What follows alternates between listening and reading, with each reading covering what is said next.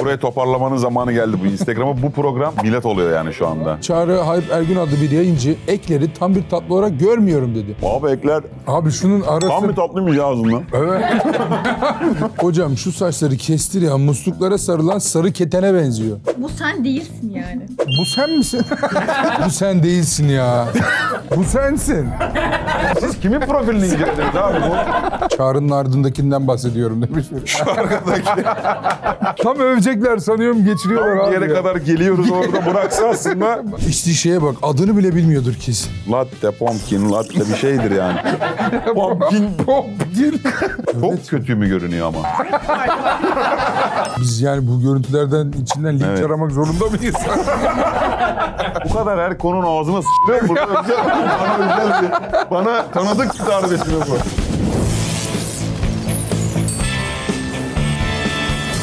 Evet sevgili konuklar, Linç Chat'e hoş geldiniz. Linç Chat'in bu haftaki konuğu Çağrı Ergün.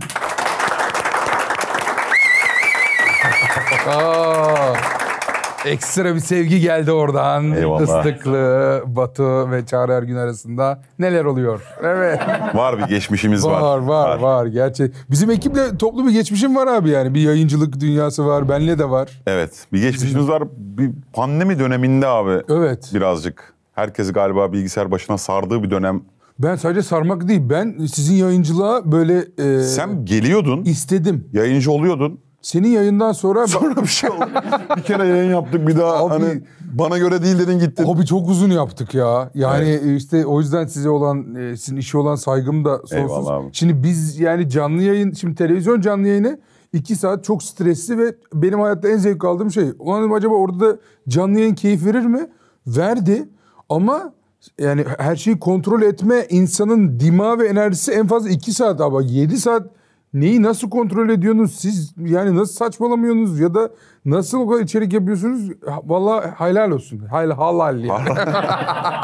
Sadece helal değil, helal da olsun yani. Vallahi abi artık alışkanlığa dönüştü ya, refleks oldu yani. Bıkkınlık. Bıkkınlık her yeni bir gün kendi içinde farklı bir şey getiriyor ya. Dinamizmi var. Bir de gündemimiz hep böyle yoğun, çok şükür. Her şeyden Yani bıkmıyorsun yani. Severek yapınca biraz herhalde onun etkisi var ya. 5 gün mü yayın yapıyorsun? Şimdi 5 dersem altta yorumlarda patlatırlar beni. 4 diyeyim garanti olsun. Hani haftada 4 kesin.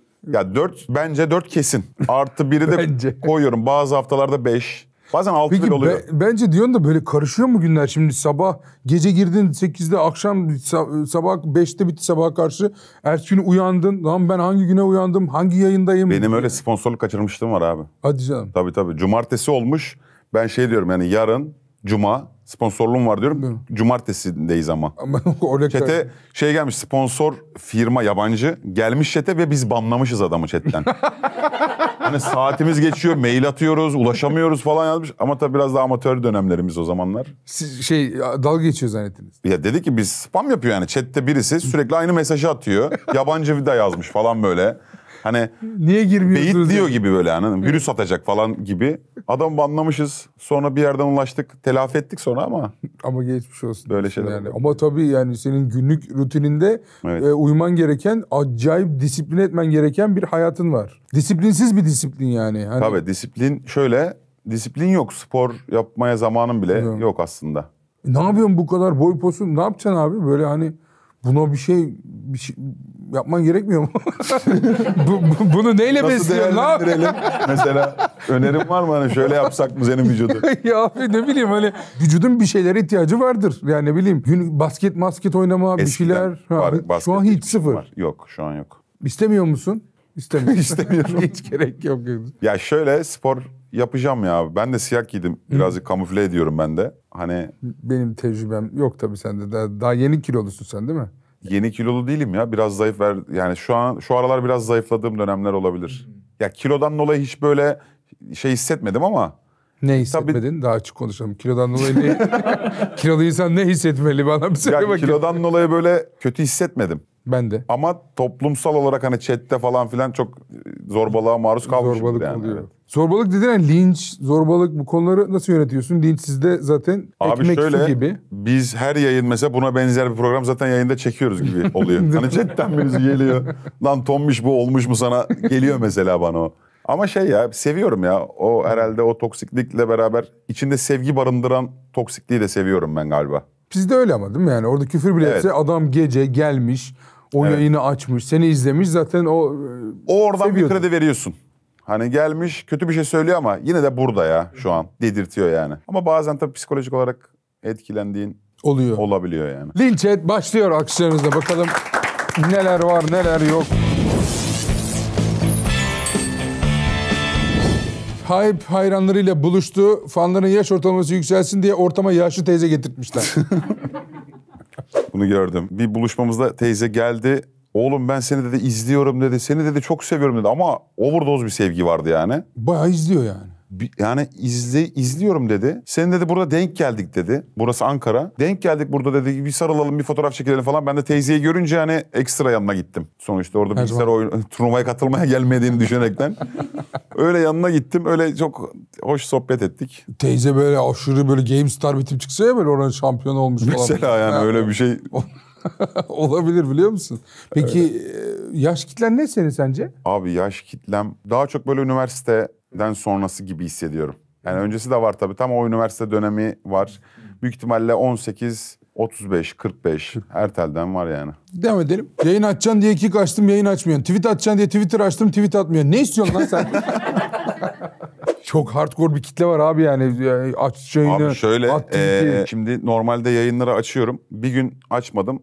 Onu mesela şöyle izin veriyorlar. Tamam dün yoruldu. Uzun da yayın yaptı. 2 gündür de yayın yapıyor. Bugün hadi tamam açmasını onlar söylüyor zaten. Chat'te o dönüyor. Bazen de ben chat'e off stream girip okuyorum. Hani arkamdan Şu an ne diyorlar falan. Sen yayın açmadığında chat orada akıyor mu? Sistemi bilmediğim için soruyorum. Yani şöyle orada olanlar kendi arasında sohbet Ediyorlar. Kendi kendine akıyorlar. Evet Sen orada yok. takılıyorlar. Ha. Bazen girip yakalıyorum mesela böyle. Arkamdan konuşmayı görüyorum falan yazıyorum ben. Eyvah yakalandık falan dönüyor orada. İlk gün yayın açmadığımda tamam hadi madem yok. İkinci gün yayın açmadığımda artık abartma hani aç seviyoruz. Bizi de şey yapma. Sevdiğimiz gibi kal aç. Üçüncü gün açmadığımda şey oluyor. Artık küfür kıyamet. Oradaki samimiyetin getirdiği de bir şey oluyor. Ama 3 gün max yani süre sana tanımda. Ya 3 günden fazla açmadım muhakkak olmuştur da. Tabii sınır 3 ya. 4. gün açmadım artık bıraktı bu falan diyorlar arkandan. O da Kayıp tabii. haberleri falan atıyorlar Reddit'te. Çok iyi. Şey diyor Çeşme'ye gitti diyor. Bende öyle bir şey oldu. Neden bilmiyorum. 2 kere falan Çeşme'ye gittim. Onda da yani tatil bile yapmadım da. Ve her açmadığımda yine Çeşme'de bu tombik falan yazıyorlar arkamdan. Ya, çok acayipmiş. Devam et. Adam evde montla oturuyor. Bu yayıncılar da hiç kazanmıyor. Evde montla oturmuyorum. Normalde o zaman evde ısıtma problemi yoktu. Şu anda evde ısıtma problemi var abi. Niye? Yerden ısıtma çalışmıyor. Çalışmıyor. Evet. Allah Allah. Kazan dairesine su bastı falan. İnsanlar gerçekten şey yapıyor yani. Ulan harbiden bu yayıncılar Çok ne ayak kazanmıyor hani. gibi. Kazanmıyor mu? Niye evde? Hani senin abone artsın diye izlediğin bir yol değil mi bu? Hani bak. Yok canım. Bak, Abone artsın. Çocuklar ya. Düşüyoruz ben Dobby'yi falan Yerlersin. gösteriyorum. Allah Ödül babası rızası. şuna falan. Yok abi öyle bir stratejim yok ama mantıklıymış ama. Onu yediremeyiz bu saatten sonra biraz. Bundan sonra yemez. Devam et. Abi giyim konusunda tavsiye mi alsan acaba ya? Bu gerçekten evet. Değil mi? Yani Ya burası Tokyo. Biz 2 sene falan olmuştur. Gece bir arkadaşımla yine bir yayıncı arkadaşımla gitmiştik. Hadi bir çıkalım bir şeyler yiyelim diye çıktık. Ve inanılmaz bir ışıklandırması vardı. Orada bir fotoğraf çekilelim falan filan. ya buranın ışıklandırmasını beğendiniz. Evet gündüz gibi çıkmış falan ama gece işte. Gece çok karanlıktı falan. Ben de hani Tokyo'dayım mı göstereyim mi dedim bu fotoğrafla. Belli olsun Tokyo'da oldu. Hani şurada baksana abi Nakao falan yazıyor. Tam Dedim Tokyo hani, ya, Tam dersin yani. tam. Bir çekelim. Tokyo'da da böyle dolaştın değil mi? Yani böyle bu tarz gezdin gibi. Nasıl yani? Yani ne bileyim böyle yani tarz olarak. Altındaki ne abi mesela? Abi altımdaki aslında burada çok garip çıkmış. Evet şimdi ben mesela daha farkındayım. Çok üstüne yapışkan. Yok hiç öyle değil aslında. Değil Normal mi? eşofman aslında ama bir tık garip çıkmış ya. Şu an bir bakınca ben bu fotoğrafı kaldırayım. Yok yok. Arka ışık Nedir? güzel baksana. Kaldırma. Ağır, Tokyo. kendimi sildirteyim mi o zaman? Daha kırıcı olacaksan. Devam et. Az önce Kick platformunda Çağrı Hype Ergün adlı bir yayıncı ekleri tam bir tatlı olarak görmüyorum dedi. Boykot ediyorum. Sesi kısık izleyeceğim. İnşallah canı aşırı tatlı çeker de tek açık yer ekler satan bir yer olur. Mesela ekler linci yememi ben anlayamadım. Ya şöyle ekleri... Ama yok beni de karşına aldın da. Yani ekler nasıl tatlı değil? Bir şey söyleyeyim. Sence abi ekler tatlı mı? Tatlı. Ne demek tatlı? İnşallah Ya bak tatlı- eklerci kalır da bir tek ondan sonra. Ben de şu an şeyim. Yok ya. yok. İlk tatlı dendiği zaman aklına ne geliyor? Bence senin Ekler. güllaç falan gelmesi lazım ya. Güleci severim. Sütlacı severim. Sütlaç falan değil mi yani? Tamam, ama sütlü tatlı, canım süt tatlı istediği bir dönemde. Ama çikolatalı bir şey istediğinde ekler müthiş bence. Yani Bence de çikolata çok güzel. alttan krema geliyor, o pufuf pufuf altı geliyor, üstü. O yani bir sanat var orada. Sen nasıl? Sen abi istiyorsan yiyelim öyle devam edelim. Abi Belli sen ki ya. ilerleyemeyecek Böyle bir şey program. olmaz ya. Benim çocuklarımla en büyük aktivitem o ya. Ekler atıyoruz birbirimize Bu yorumu falan. ekipten birine mi yazdırdın abi sen? Ben yazdım ben. Şu Böyle bir tip peki? O benim bu arada photoshoplu halim. Öyle mi? Tabii. Aa. Hanzo shop'u yapılmış orada da. Kendine ha. Sen ekler neyi niyet Abi verir şöyle sana? benim tatlıyla çok aram yok. Tam neyle var?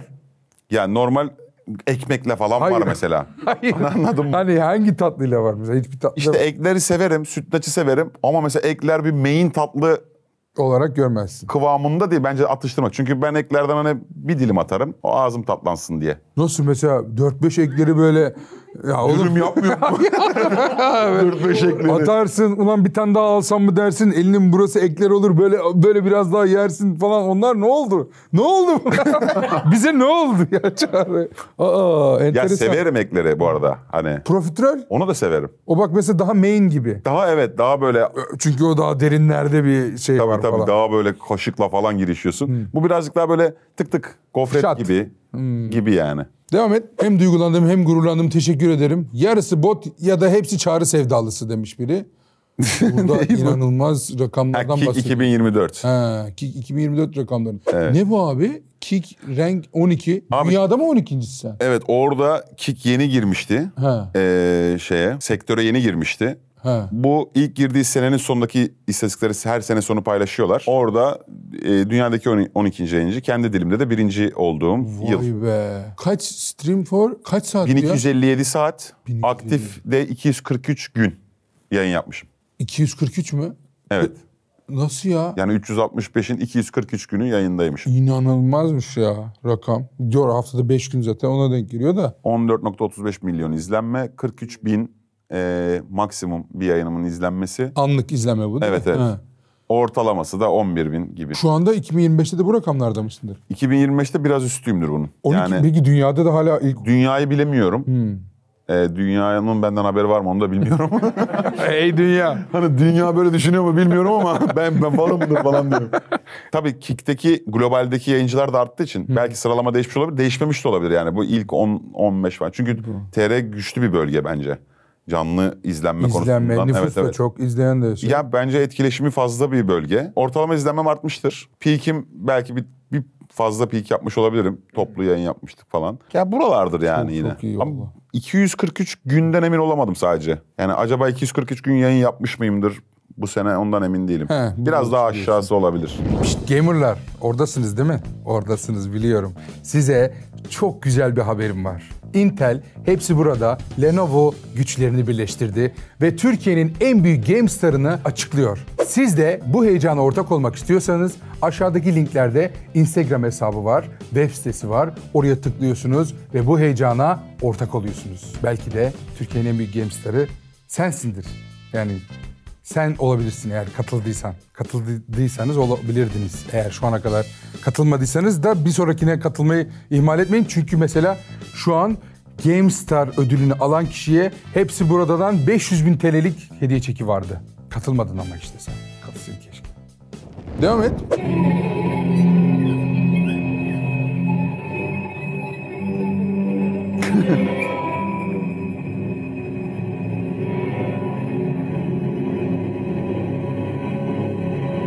Kaç yaşında adamsın? 2 erkek izleyecek diye düştüğün hale bak.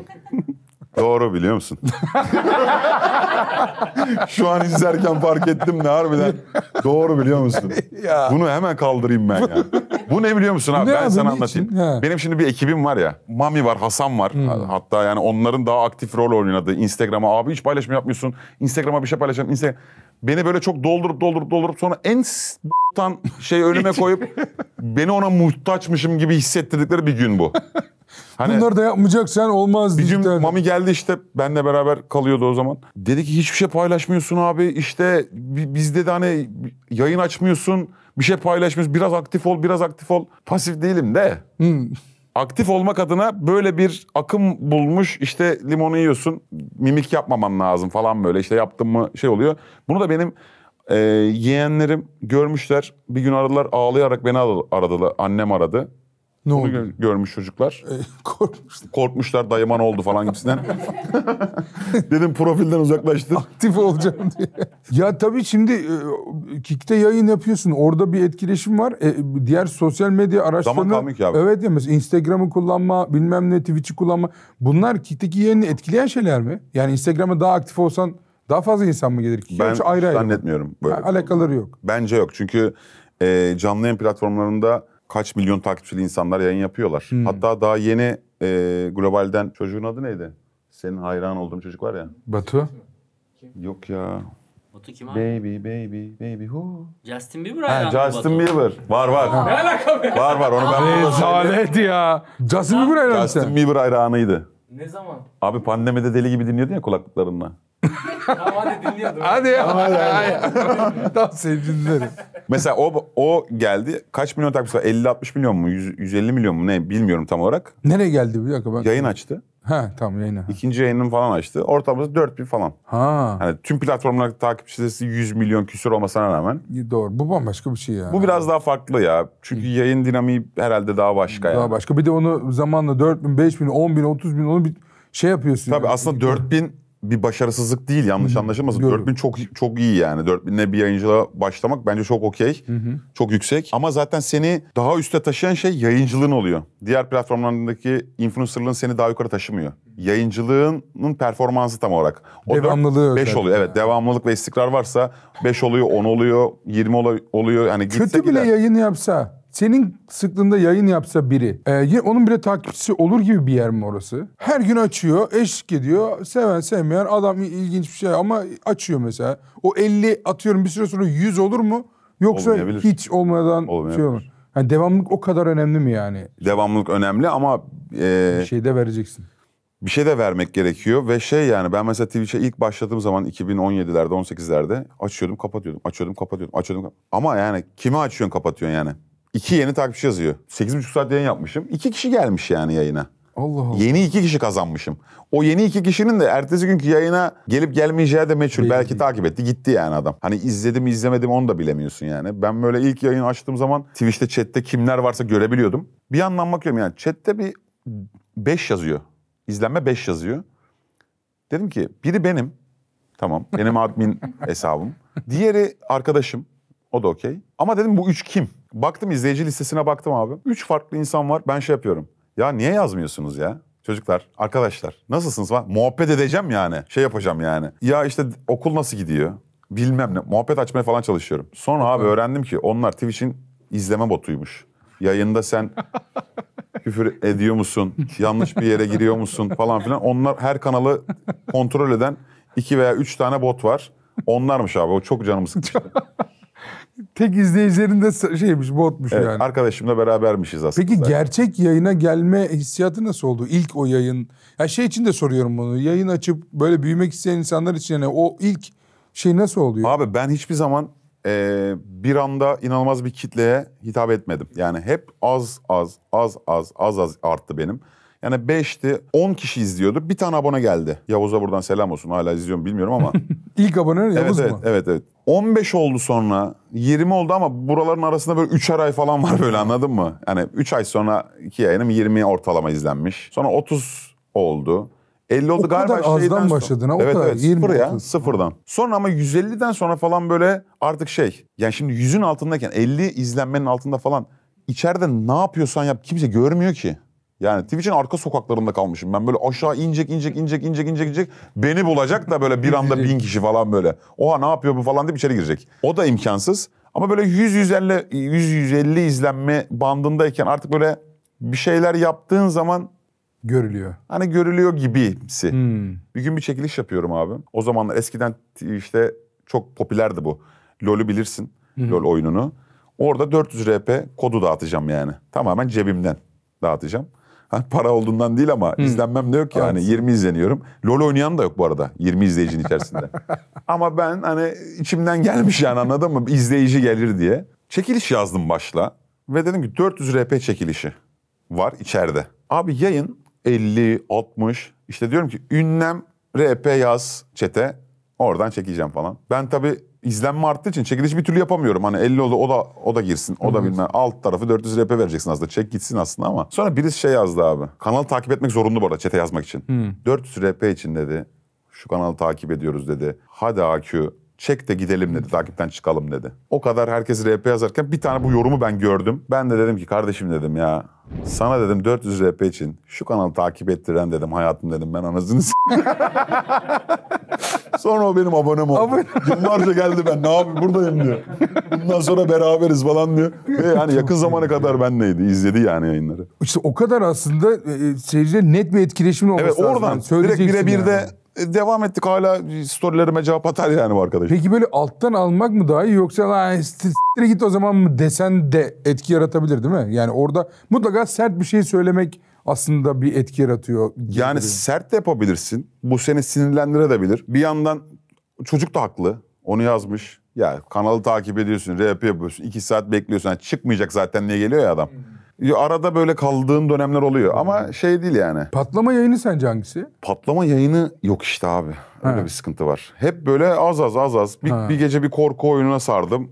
Korku severlerin çok takip ettiği bir yayın oldu o yayın. Oradan biraz takipçi geldi. Sonra derken ama 2000 pandemi döneminde genel herkesin izlenmesi arttı. Sizinle falan hatta sonraki döneminde pandemideydik yine ama. Ama biz geldiğimizde zaten sen 4000 5000 Tabii falan. onun öncesini bahsediyorum. Ama hani herkesin böyle yavaş yavaş oyunlara sardı. Çünkü üretim yok, televizyonda bir şey yok. Hani internette kimse üretemiyor, dışarı çıkmak yasak. Dolayısıyla evdesin ve hani evde ne yapabiliriz? Oyun oynayabiliriz falan yani en fazlası bu. Herkesin birazcık daha böyle canlı yayıncılığa sardığı bir dönem var ya. Evet. Orada herkesin izlenmesi biraz arttı. Hatta böyle 5x falan yaptı. Hani 5000 izlenen 20.000 izlendi falan gibi böyle 4x oluyor ama farkındayım. Matematiğim zayıftan değil 25 demek istemedim çok oldu. Benim o dönem 1000 küsüre gelmiştim. Pandemiye girdiğimde 1500 küsürle girmiştim. Pandemi döneminde böyle herkesin yoğunlaştığı dönemde 2500'lerde falandım. Hani böyle 1000'di bir anda 20.000 oldu ve ben o 21'i muhafaza ettim gibi olmadı yani. Ben 2000 izleniyordum. İşte bana en yakın Pelin vardı mesela benden fazla izleniyor. 2500-3000 bandındaydı. Mesela pandemiye girmeden önce Pelin 18-20 binlere çıktı falan o dönem. 15 bin barajına geldi falan. Ben 2.800 falan oldum ben böyle. Hani dedim Çok ki olmadı. yavaş yavaş. O senenin sonunda birazcık contentler yapmaya başladım. Date programı yaptım canlıda. Tabii makara ama müzik yarışması yaptık falan. Bunlar tabii biraz içerikler katkı sağladı. Oynadığım oyunlara içerikle oynamaya başladım falan. Onlar için gelen muhabbetin kaldı. Gibi yani öyle. Adım. İlerledi adım adım ilerledi. Ne o ekler mi? Vallahi mı lan? Getir lan. Ana vallahi istedim biliyor musun? Şuna yaptığın... Abi vallahi ekler getirmiş ekip ya. Ya çatalla yenir mi ekler ya? Oo ekler mi geldi ya? Şunu yiyelim ya ekleri. Ben yersem çok yüzsüz gibi olmuyor değil mi? Yok. Olunca da gelelim şöyle. Çok iyi oldu be. Abi ekler Abi şunun arası... tam bir tatlıymış ya ağzından. Evet. Gerçekten canım çok istemiş ya. Helal olsun sana be. Böyle kalabilir miyim? Bak elinde çikolata kalacak biraz dedim. Anladın mı? Eklerle yaşıyorsun abi. Ekler. Ne oldu? Bütün bilinç gitti biliyor musun? Şuna main demedin ya. Gerçekten iyi geldi. Ben de demek ki ekler sevdirilmemiş. Tamam eklere verdiğim sürenin sonuna Sizden geldik. ara verelim mi? Bak böyle gitmeyecekse. Yemin ederim o beyazı istiyorum. İçeride beyaz ekler olduğu bilgisiyle devam edemeyeceksen abi durabiliriz. Benim zamanım var. Şurada Bir tık tadım çok yakın. kaçık ha. Çok yakında. Uzağa git ya tamam mı ya? Al eklerini git yukarıda onu. Oo. O mu? Sola bir o mu? Yayın güzel gitsin olsun mu? Devam et. Çağrı'nın bacakları anime kızlarına benziyor. Alakası olmayan bir yorum gelmiş. Buyur. Çünkü Ama bu çok ince burada bacağın ya. abi orada VR oynuyorum. Yaşıma başıma bakmadan. VR ince mi gösterir? Ne demek o ya? Yok. Hani ayaktayım ya. Biriyle dövüşüyorum falan. VR'dayım yani. O başka bir dünyadayım ama. Bacaklarım bu açıdan evet öyle çıkmış ama çok da ince de değil. Çok da kalın da değil. Ama burada bence değindiği şey bacakların hani biraz tüysüz Üzerinden. iması var gibi geldi. Çünkü o dendi. Hani bacaklarını mı alıyorsun bilmem ne. Bacaklarını falan almıyorum. Alana saygım sonsuz yani. Buna bir lafım yok ama zaten inanılmaz böyle yok zaten. Çok tüylü değilim yani. Normal büyük ihtimalle kamerada da olanı Vücutta da falan da mı tüy yok hiç? çok yok abi ya. Bu konu bizi nereye götürür bilmiyorum da girdik artık diye böyle. Nerede tüy var? Nerede? Kapatalım diyeceğim ben bir. Yok bizim Metin Pıhlız hiç tüysüz gözüküyor. Birden aşırı tüylü ya. Bu bilgiye de gerek yok. Tamam abi. Mesela evet tüylü hayal kırıklığı ama yani. Ama gerçi abi yüzü bak tertemiz böyle. Metin- Söze dersin. Bir açıyor abi böyle Metin'le aynı koçtaydık. çok abi, kıllıya biliyorsun kırı. Nelerde giyiniyoruz falan. Ha, bir açıyor dedi. Biz arada soyunuruz ofiste. Onu çok kıllı. değil mi? Metin'le aynı koçtaydım biliyorsun değil mi abi sen? Evet asker Evet arkadaşım. asker arkadaşım. Gördün mü kıllarını? Görmedim. Biraz gördüm hani. Metin'le asker arkadaş olmak nasıl bir duygu yani? Nasıl geçti? Abi güzeldi. Hiç tanışmıyordunuz öncesinde. Yok, tanışmıyorduk. Sen yayın... Ben yayıncılığımın Yapıyordun. birazcık başlarındaydım. O ekranda biraz tanınıyordu ama. Biz bir kere Gata'ya gittik Metin'le. Hemşireler falan fotoğraf çekildi. Hadi be. Evet, evet. O kadar çok güzel gider başlamış. Metin evet. yayın yapıyor muydu o sıra? Yok. Zaten yayıncılığa ondan sonra ben ona yayıncılığı anlattım falan filan öyle başlamış. Öyle mi? Tabii o dönem Aa. yapalım falan. Sonra işte content yazdı.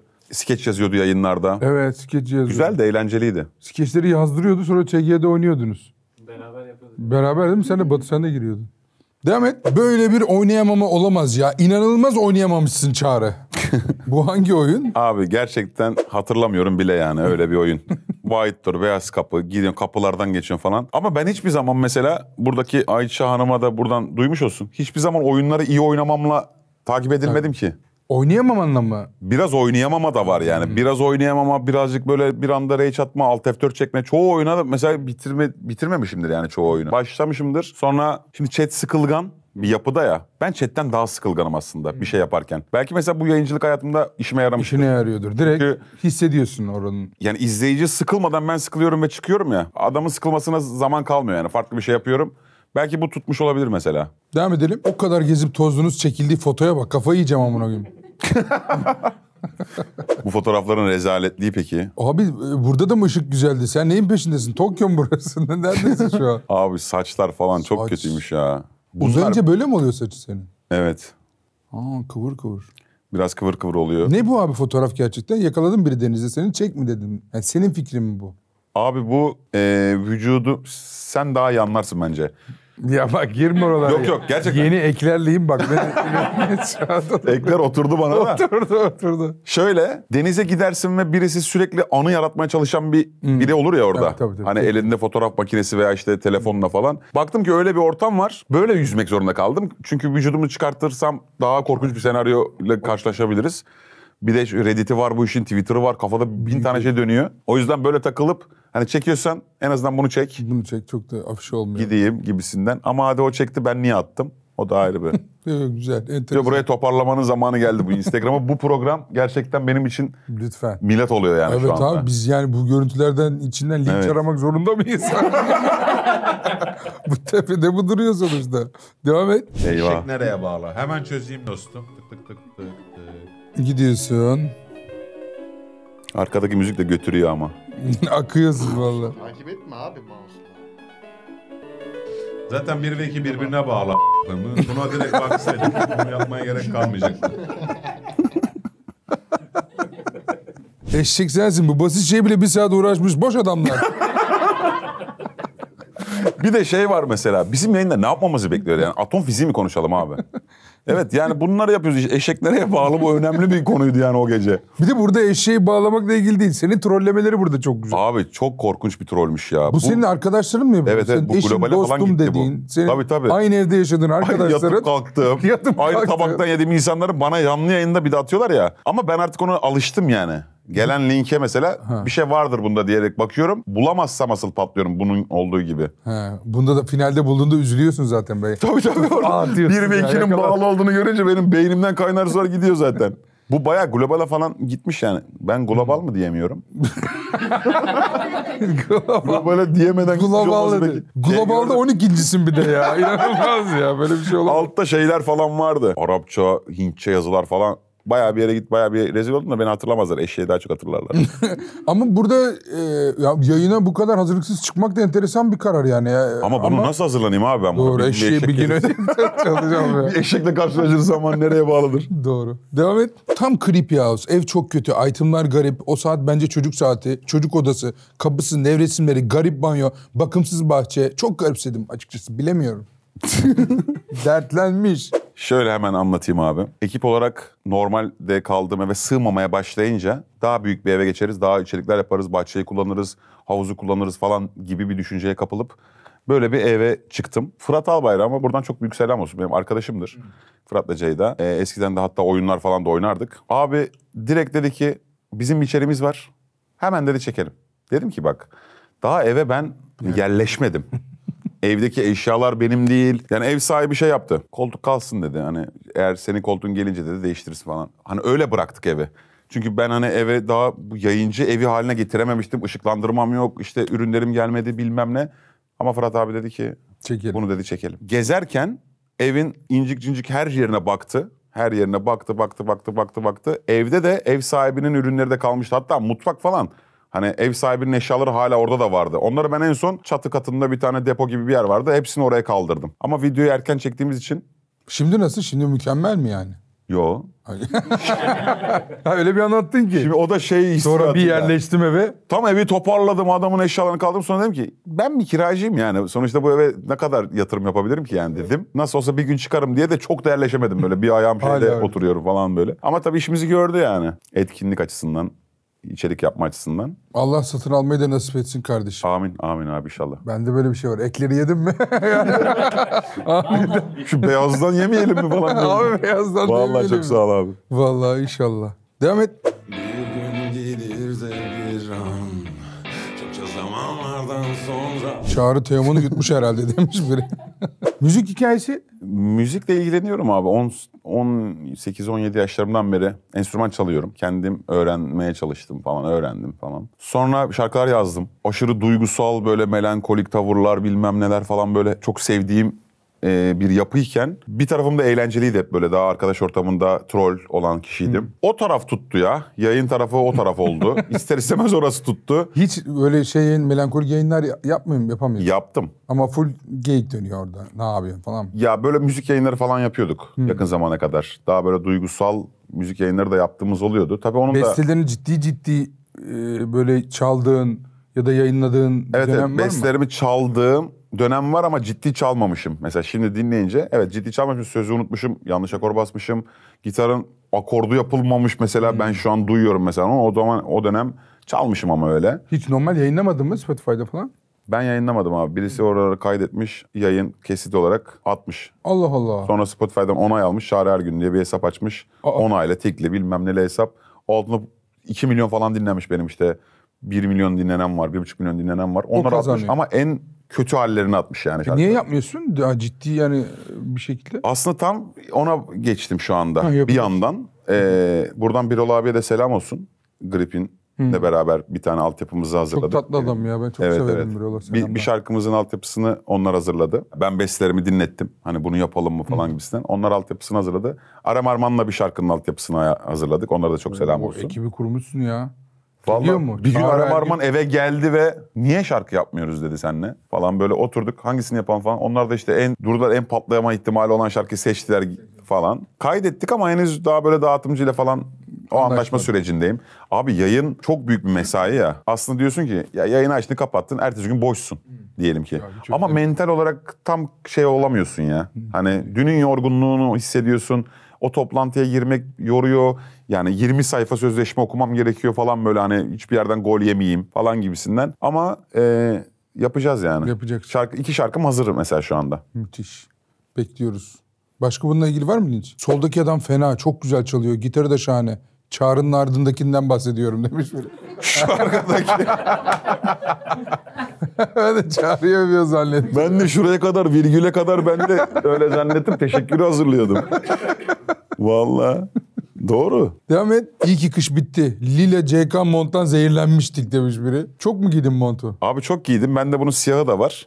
Aynı montun. Çünkü sevdiğim bir şeyi çok giymeyi çok seviyorum. Bende de öyle. Yani aynı şey bizde neden biliyor musun? Çünkü huzurlu, safe hissettiren bir tişörtüm vardır mesela. Mümkün mertebe hep onu giymeye meyilliyimdir. Bir de ya o tarzda öyle olan mont bulmak çok zor. Olmuyor falan. Bir oluyor, Allah bunun diğer rengini de ver, o rengini de ver. Bizde öyle bir sorun var abi. Tabii. Ayakkabıda da var mesela. Tabii. Bir şey, üstüne oturan bir şey aldığında diğer rengini de alayım. Hatta Hemen. bir tane yedek alayım falan Aynen öyle. giriliyor. Yani burada da mobil yayın yaptığım dönemde mont, her yayına farklı mont giyemediğim için özür dilerim ben. Hani bu benim sorunumsa.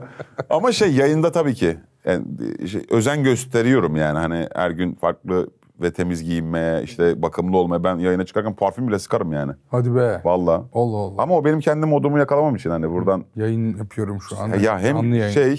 birazcık böyle sanki izleyiciye daha saygı Evet, seyirci. gösteriyormuşum gibi hissediyorum. Duşumu alıp işte hazırlığımı yapıp öyle çıkmak bana öyle geliyor yani, bilmiyorum. Mantıklı, bence de çok saygılı her bir hareket. Devam et. Vlogun erken gelmesi çok daha vardı bir 5-6 ayı.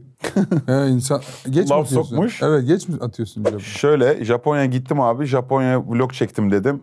1 sene sonra geldi vlog. Vlog çektim dedim ama editlemediğimiz için o vlogun işte görüntüleri bilmem neleri böyle vlog çekip atmadığım en az 3 vlog falan vardır. Neden? Çekmişim abi. Bir yerden sonra gidiyor ya, hani döndüm 2. hafta falan atman lazım değil mi? Yani Japonya'dan döndüm, işte arkadaşlar böyle dedi, üzerine konuşalım. Abi 1,5 sene geçmiş artık, Japonya mı kaldı yani? Zaten konuşulacak her şeyi konuşmuşuz üstünden. Hani zaman Dubai. Yayında zaten anlatıyorsun canlı yayında. Bütün o Tokyo. Tabii yayında Japonya. anlatıyorum ama diyorum. Ya vlog yayınlansaydı görecektiniz, oraya da gitmiştim falan diye anlatıyorum. Daha da laf yiyorum falan. Ya YouTube biraz evet gibi. Benim sadece böyle bütün mentalim böyle canlı yayıncılığa fokus. Belki bu yanlış bu arada. Bu yoğunlukta yanlışın dışında başka seçeneğin Ya de belki çok hani yok YouTube'a da daha özenli davranmak gerekiyor. Son zamanlarda biraz daha özen göstererek devam ediyorum ama evet, öyle bir meme oldu. Devam et. Dubai'ye gidip de sanki hiç gitmemiş gibi gözükmeyi nasıl başardın sen ya? Fotoğrafı shop dediler. Gerçekten şop gibi duruyor ama ya. Evet ya. Arkadaki ışık sarı falan. Ama Arkadaki sen ışığı deve. yakaladın mı yapamıyorsun. Affetmediğim. Bana ışık verdi ama Bana ışık ver. asla affetmemişim. İstersen arkam Dubai olsun, Japonya olsun fark etmez yani. Gibi değil mi? Sanki önde benim, arka plan değişiyor ve oralarda fotoğraf çekiliyorum. Ama bu mesela, bu görsel gerçekte de böyle gözüküyordu. O yüzden fotoğrafını çektik. İnanmayacaklarını bilseydim atmazdım. Gerçekten inanılmaz. Çok böyle garip duruyorsun ya. Devam et. Yargıtay eşinin telefon rehberine tombik olarak kaydeden erkeği ağır kusurlu buldu. Biri tekleyip aynı sinemalar. Seni teklemiş biri. Bu kadar tombik diyorlar sana ha? Evet abi ya, meme oldu o. Bir ara biraz böyle hani kilo almaya başladığım bir dönem vardı. Ama zaten hani alıyorsun veriyorsun. Çünkü yayını kapatıyorum. Atıyorum en iyi ihtimalle 4'te kapattım yayını. Acıkmış oluyorum. Eğer ki güzel de bir yayın geçtiyse, ki güzel geçiyor hep yayınlarım. Kutluyor. Bence. Hadi diyorum ki kutlayayım bunu ya kendimce. 8 lahmacunla falan. Yok Canım 8 değil de. 3 lahmacun, 2 lahmacun falan gibi. Bak o çok önemli bir sayı. 2 pişman etmez. Ama 3 3 çok güzel. ertesi gün benden 3 tane yedin yapar. 3. Abi bak sınırdır. Gerçekten Bizim aynı bak. eşikte olmamız beni birazcık tedirgin etti. Bence o olabilir ama burada ben genel insanlarla ilgili de bir şey bu. Hani zayıflarda da öyle. Herkes 1-2 tane lahmacunu net yer zaten. Ya, değil mi? Herkes Bence 2 de. tane yer. 2'dir yani bu. 3 herkese fazladır. Kesinlikle. İşte yayından sonra yemeğe Ya konu yemek olunca tamamen her şeyden kopmam çok Lahmacun getiriyor mu Semih? Ne konuşursak. Devam edelim. Hocam şu saçları kestir ya, musluklara sarılan sarı ketene benziyor. Benzetmeye bak. O ne, sarı keten ne ya? musluklara sarılan sarı keten yine haklılığa yakın Orada bir varmış, yorum. bir durdum. Yine Bir durdum ben. tedirgin. Bunları falan kaldıracağım abi. Çok ciddiyim. Ya keşke ben bu video öncesinde şu profili bir düzenleseydim. Böyle bir şey olmaz ama. Bu sen değilsin yani. Evet. Bence de değil mi? Başka biri yani. Çok Evet. kötü mü görünüyor ama? Hani onu en azından birbirimize dürüst olmayalım mı? Sen değilsin, çok kötü. Oradan geldi. Ucu çok açık ya. Bu sen değilsin. Olamazsın. Olamazsın. Bu musun sen ya da? 7 fark var yani. Hani. Ya bir zamanlar bendim ya o. Ve gerçekten benim ya. Hani gerçekten de benim fotoğrafı şekilde günü hatırlıyorum falan. Ama bugünün böyle yansıması mesela çok Musluk kaldıracağım. falan yukarıda. Gerçekten kaldıracağım abi. Abi rezil bir sarı keten bulmuşlar. Bizim ekip bulmuş. Abi Google sarı keten fotoğrafından geçilmiyor da ben bunu Herkes birbirine Sarı giderler keten. anasına satıyor. Daha iyisi vardı da. Biz mi bir şey yapamadık? Bak. Ya sarı keten 100 tane daha iyisini bulurum ben bunu ya. Sarı keten peki şart mı abi şu saçı benzetmek açısından? Ya hiç abi olacak iş değil ya. Devam et. Ceket yakışıyor dedik. 1000 derecede giymiş ya. Yine üstüne olmuş bir ceket. Güzel olmuş bir ceket. Evet. Hala gizli gizli giyerim. Artık yani onlar laf mesela şey var. Ya şimdi yine mi bunu giydin derler diye story atmadığım günler var mesela öyle. Abi bir insan kaç ceket giyebilir ki ya? Kaç ceket giyebilir Evet. ki abi insan? Zaten ceket sayın en aktif giydiğin 3'tür 4'tür max. Evet. Bu kadar yayın yapan şey yapan bir adamın da şu an 2. 3. ceketini görüyoruz. Tamam işte normal kaç ceket alsın bu adam? Vallahi sinirlendim ya. Kim Ama sonunda o kalp var ya. Ha seviyor. Ha. Sinirlenme ya. Ha, Bir dakika tamam. falan Abi. yapıyor yani orada. Devam et. Bu ben miyim? Bu da Ama ben miyim? sen değilsin. Burada hangisi sensin? Gitar benim.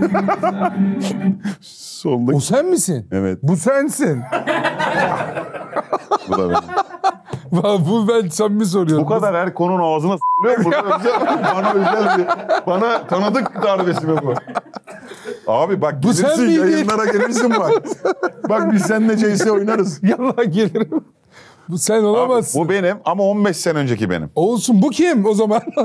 O da Arda arkadaşım. O zamanlar böyle gitar çalıyorduk Ya da- falan böyle. Hiç şeyin var mı? Böyle kafede mafede canlı müzik para kazanma? Var. O dönemlerde var. Birkaç yerde çalmıştım. Okulda falan çalmıştım. Bizim okulda falan. Etkinlikte. Para kazandın mı yani kafelerde? Ya öyle kafelerde? ciddi bir para kazanmadım tabii. Biz Oğuzhan da çok yaptık da onu. Bayağı iş o da yani. Tabii, Bir tabii. yayıncılık gibi. 5 saat çalıyorum böyle. Bitmiyor yani. Evet evet. O başka bir iş yani. O ayrı bir sektör. Ama Bir de sen öyle popüler şarkılar değil galiba. Daha ben de şöyle bir sıkıntı rock'n'roll. var abi. Ben kendi şarkılarımı duygulu okuduğum için güzel oluyor. Her şarkıyı Oğuzhan Koç gibi alıp söyleyemem. bambaşka bir yere götüremiyorum yani. Abi orası şıkır şıkır bu gece barda. Aynen. Gönlüm Oradan havarda birisi bir falan. şey isteyip tak Hop, ona öyle giremiyorum yani. giriyorduk ya görmen lazım. Evet, Kızılcıklar evet, oldu tahmin mu? ederim. Selelere doldu mu? Birden değiştiriyor. Yağmur yağsa onlar falan. Mesela Ay. benim hiç böyle mutlu, enerjik bir şarkım da yok yani. Hep böyle daha slow, Depresif. duygusal, depresif. Ama ses yapın da Evet o da belki de onun etkisiyle de yazılmış olabilir. yorum nedir? Abim benim bu şarkıları çıkarmayı nasıl düşünmedin? Aynı düşüncede devam et diye soruyorum. Abi hep sende bir ters gösterme var. Var. Tam övecekler sanıyorum geçiriyorlar Tam abi. bir yere ya. kadar geliyoruz orada bıraksa aslında. Bak, sana kadar olan kısım bak senin yakın olduğun kısım sana övgü.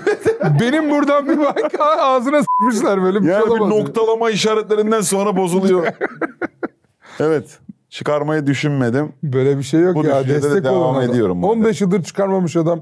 İlk defa niyet etmiş. Lütfen enerji Tabii düşmesin. onda Şurada. da Lütfen çıkarmanı bekliyoruz kardeşim. inşallah abi. Devam et. İşte şeye bak adını bile bilmiyordur kesin. Ne adı abi? Ya adı ne olabilir ki abi bunun? Latte, pumpkin, latte bir şeydir yani. Öyle bir şeydi değil mi? Ice, Latte pumpkin dedi. pumpkin, Pumpkin. latte'li bir şeydir de fotoğraf çok korkunç bir fotoğraf ya. Abi bu sen değilsin ya. Bu kim? Bu da ben. Siz kimin profilini incelediniz abi bu? Bu ben değilim çünkü burası. bu sen. Bu gerçekten kim ya? Bu Harun dublörü gibi değil mi? Ya evet abi inan. Yine dublörlük açısı o kadar benziyorsa yine okeyim. O kadar Var, Ya biraz benzeme benziyor var. gibi de çok ama sıkıntılı bir tip bu ya. ya kazağın kilitline falan baksana abi. Evet abi o da çok enteresan. Evet. iyi. Pumpkin. Pumpkin. Evet, pumpkin. Gerçekten ne var orada? Abi. Şeyde, altın. Bu soğuk kahve yani. Soğuk kahve mi bu? Soğuk kahve O kesin kadar. o kesin. Çünkü ben hayatımda çilekli soğuk kahve içmedim. Bu normal. Tabaklı falan içmedim yani. Soğuk kahve sadece işte satış stratejisi büyük ihtimalle bardak. Bardak evet bardak şov. Bardakta bir şey var. Devam et. O fotoları Hasan mı çekti yeni öğrendiği tekniklerle? Zümrüt foto yıllık pozu vermişsin Çağrı. Sen de Allah'ın seversen boomer oldun hepten ya. Bir boomer oldu. Bu sen misin? Bir boomer. Bu da çok iyi bak mesela. Bak bu da mont ama değil. siyahı var mesela aynı mont siyahı. O da var. Yani şöyle bunu da bir fotoğrafçı arkadaşım çekmişti. Ben hani şöyle söyleyeyim abi. en amatörden en profesyonele kadar çektirdim bu fotoğrafları. Var bende yani. Bu kadar ama yani. Skalamız bir önceki bir sonraki bu yani. Bu aralık. O skala geniş ama bayağı ya. Orada Evet ya. nasıldın, burada nasılsın? Burada evet birazcık Şey daha var. güzel çekmiş. Evet. Arkada ışık var mıydı? Ben burada? nasıl boomer olduğumu anlayamadım ama burada. Evet. Senin ne alakan var konuyla? Sana bir boomer deme şey var ama 2-3 yorum daha var. Eğilimi. Niye öyle var? Çünkü benimle makara yapmak istiyor. Ha. Yayında ben de ona laf atacağım. O da bana boomer diyecek. Direkt rahatlayacak. Devam et. Az sonra Çağrı'yı televizyona çıkartmak için deneme çekimi yapacağım arkadaşlar. Ona şans dileyin. Metin Pıhlıs. Kim bu lavuk ya falan? Metin Pıhlıs güzel bir fotoğrafla paylaşmış. Fotoğraf o şey tarzı filmlerimizin. Metin'in artı 18 yılları diyebilir miyiz? Parla yok. Gamze yok. Artı 18 şakasını yapmış kardeşim. Devam et. Kedi. Al elimi sürüyorsun lan salak.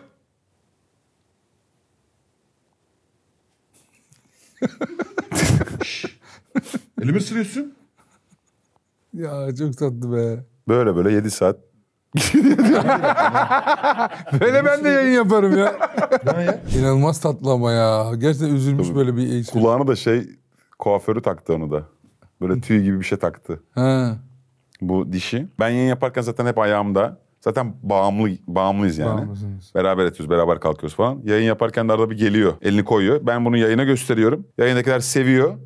Sonra kediye çok duyarlı. Kediyi öğrettim ben buna. Bahçede kedi gördüğü anda saldırmaya meyilli. Ama bir şey yapamıyor yani. Nasıl öğrettin sen bunu? Ne demek o? Bak kedi havla. O kedi falan yaptım öyle. Kediye duyarlı Yanıma hale geldiği zaman kediye duyarlı, pisi pisiye falan duyarlı. Kedi diyorum mesela, çılgına dönüyor. Kedi arıyor falan camlarda. O kadar. Mutfağa gidiyor. Mutfak camından bakıyor, salon camından bakıyor. Oyalanıyor yani. Onun hayat gayesi işte kediler. Yemek varsa yemek. Ne kadar zamandır var yani? 1,5 senedir benle. 1,5 senedir. Kaç yaşında? Küçük mü? 1,5 yaşında. Yeni Doğar doğmaz aldı. Doğar doğmaz değil, işte bunu bir arkadaşım getirmişti o dönem. Sütten kesilince getirdi. Dedi ki al dedi, bu seninle kalsın. Çok tatlıymış. Çok şey yaptık. Çok bağlandık yani. Devam et. Bu köpeğin cinsi Maltese ve Vikon. Bu türler fazla ilgiden ve kameralardan hoşlanmazlar. Yapacağın işi ne?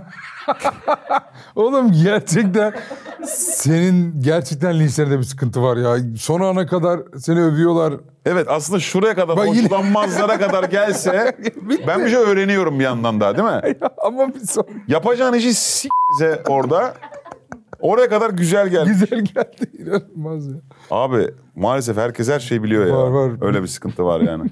Bu köpeğe benim ilgilenmediğim senaryoda bu köpek hayatı falan küser yani. Yani bütün ev boş. Yayında yapmıyorum, koltuk oturuyorum. Karnıma oturuyor zaten ya da omzuma geliyor. Hani o kadar bağlıyız. O kadar bağlısın. Hoşlanmaz demiş de o yüzden diyorum. Kameradan hoşlanmaz ne ya köpek için? Bu nasıl bir tespit? Sen Kameranın neysin farkında bile değil. Sen ne ya, ne alaka ya? Devam et. Giymiyor musunuz siz patik? Parkede fena kayıyor. Ben ilerideki eşim kışın patik ise boşarım onu bu arada. Saçmalama. Bu adam hak ehli. Böyle evde libido killer takılma kız. Gözümün önünde. Çağrı'cığım geç bunları. Adriana Lima gece odana geldi. Ayağında patik. Ya bu ne ya? Ayağında patik. Ne yapacaksın? Patik benim için libido killer mi diyeceksin? Hadi oradan. Buldun da patiksizini arıyorsun. Ama örnek çok uç örnek vermiş Uç. abi. O adrenalin gece odama geliyor falan. Ve patikle. Ben de şey diyemem. Patikle kabul edemiyorum diyemezsin yani o noktada. Burada genel olarak hani genel yaşantımda tabii biraz daha böyle bekara daha kolay ya konuşması. Tabii. Hani o öyle bir boş konuşmalardan birisi. S***in belanı. Peki bu şartlarda gerçekten bir ilişki yapmak, ilişkiye mesai harcamak Evet. imkansız duruyor. Öyle zaten. Nasıl Ya uyanacaksın? imkansız değil tabii ki, yapan yapar yine. Ama yine fokus flört yani. flört dönemini bile gündüz uyanman lazım mesela. Buluşmaya gitmen Tabii lazım. o bir mesai mesela. Ne zaman gideceksin yani? Tabii onlar hepsi ekstra mesai olmuş oluyor senin için. Aslında Evet. iş gibi oluyor yani. Tabii. Doğal akışında olamıyor yani. Çünkü yani yayın şeyine girdin, kapandın, işte üst üste yayınların var, sponsorluğun var, bilmem neyin var. Arada işte flörtümle kahve içeyim. biraz zor olabilir. Yok mu öyle bir ihtiyacın? İlişki. Ya oluyor abi, yani yıllar içerisinde tabii ki görüşüyorsun, kafa yapın uymadığı insanlar da olabiliyor. Veya kafa yapın uyuyor arkadaş olarak devam ettiğin insanlar da oluyor ama ya bu tempo burası ama tabii ki bütün suçlusu da burası mıdır? Senin de böyle bir Diyemezsin. dönemdesindir. Tabii yani o senin kişisel döneminle de alakalı bir şey. Hiç çocuk, evlilik falan düşünüyor musun bu konuları? Çocuk, evlilik düşünüyorum aslında. Yeni böyle acaba diyorum yani. Yeni. Tavsiye ediyor musun? Önerir misin? Ya, doğru insana denk gelirsen mükemmel bir şey. Değil mi? Ama bu sistemde ya benim hayatım için Doğru öyle. insan o sistemde uyuyor falan ya. Hani Tabii. benim bu yayın bitiyor falan. Doğru insan uyuyor. Tabii.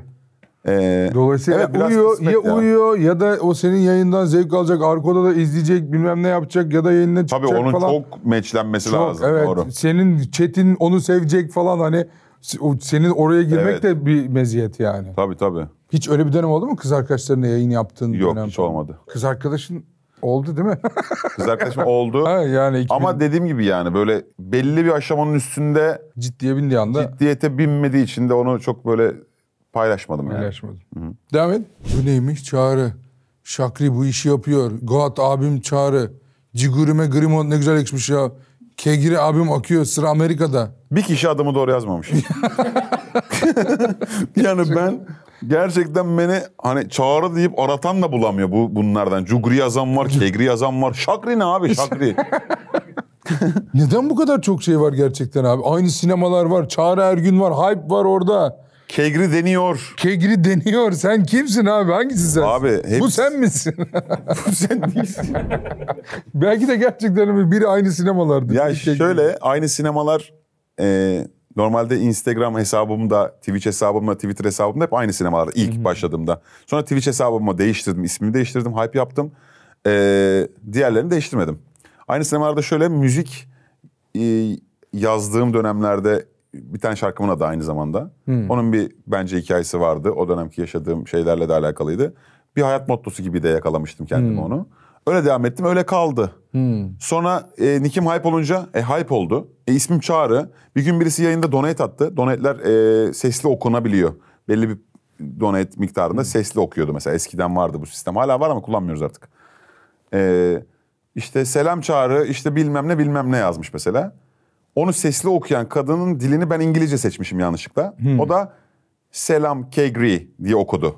Çağrı. Kegri dedi, ben dedim ki Kegri ne ya dedim. O reaksiyonu verdikten sonra artık Kegri. Kegri denmeye başladı. Çok iyi. Oradan da Kegri kalmış oldu. Şakri? Şakri'yi ben de ilk defa burada. Bizim ekipten biri de yazmış olabilir ama ilk defa ben gördüm Şakri'yi. O artık o emirin artık daha nasıl bu çıkartabilirim hareketi olmuş. Alkışlar Çağrı Ergün'e gelsin. Süperdi kardeşim vallahi. Çok Eyvallah eğlendik abi. ya. Vallahi biz de umarım keyifli olmuştur. çok eğlendik.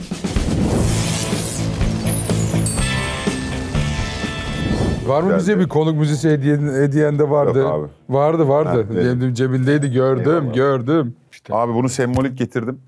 Hani gaming tarafından da bir şey olsun bir diye. şeyimiz olsun. Senin kendi oynadığın, hani kullandığın bir şey miydi? Değilmiş anladığım kadarıyla. Arada. Tamam bu. Bunu da şöyle kulağına getir abi.